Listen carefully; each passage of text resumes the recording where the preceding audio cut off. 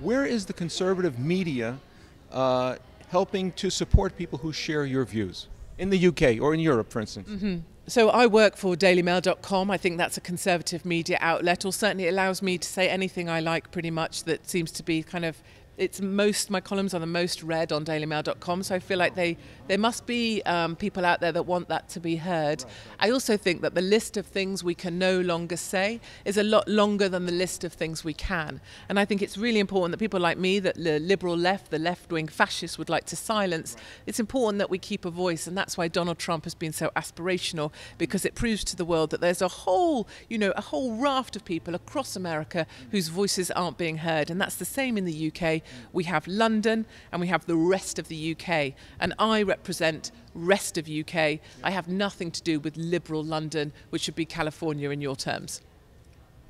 I'm based in London, and my children, my family are all stowed away in the countryside because London sadly has fallen, and I call it Londonistan, because our crime rate, our riot rate, our issues there are so strong, as you'd have seen in the multiple attacks that we've had this summer.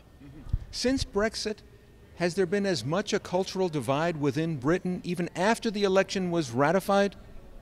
Since Brexit, I think the divisions in the UK have only got stronger. We've seen everybody that was against Brexit, so that is liberal London that control the media, pushing back, trying to overturn Brexit. I would go as far as to say I don't think Brexit that we voted for will ever happen. I think that it will be slowly chipped away and ebbed away until it becomes some mishmash of nothingness. And I think that's very unfortunate. And that, again, is people's voices not being heard. And I think that's why I have a voice.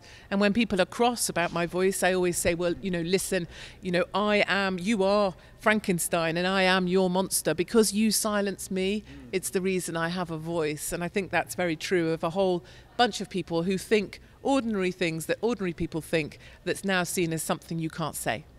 On the topic of liberal fascism, is it as strong, you feel, in the UK or in Western Europe as it has been since the election in America? I think liberal fascism in the UK is out of control. So I think London has pretty much fallen to that side. I think they now monopolise most of the media, and certainly left-wing views. And our state broadcaster, at least North Korea gets its propaganda for free. We still have to pay for ours on the BBC.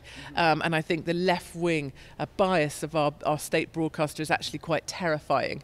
And it's something that I will continue to rail against. And it doesn't matter really what you throw at me, whether it's the police.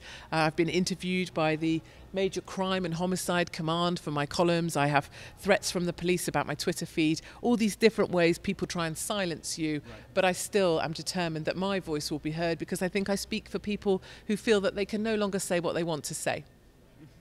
Awful. And how do you feel about the moderator of this panel allowing that insulter, under the guise of a question, to continue in such a crass manner?